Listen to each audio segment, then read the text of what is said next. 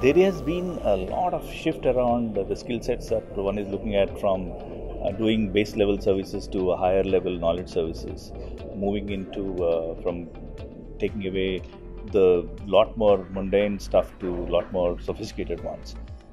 Robotics and artificial intelligence, deep learning, a lot of areas that are coming up. The digital transformation story that India is embarking on has asked for a lot of skill sets that industries should be ready to supply. So there is a lot of change, and adaptability is the key to people. What worked earlier will probably not work now. We need to continue to adapt to look at areas of artificial intelligence, analytics, and deep learning, machine learning.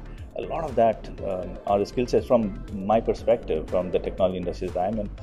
Those are the areas that are relevant, that are required for India moving forward. I'm part of committees both in the industry as well as in the technology space for looking at digital transformation, how India can touch 1 trillion.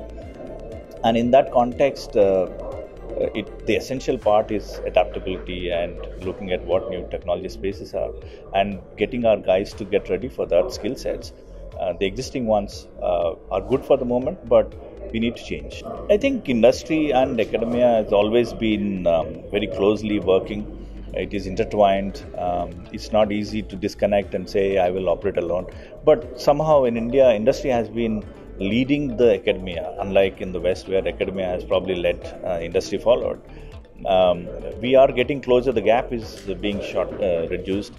We work very closely with the premier institutes, but the idea is to get some of these the goodness of premier institutes even permeated to the next level of the tier 2 and tier 3 level institutes.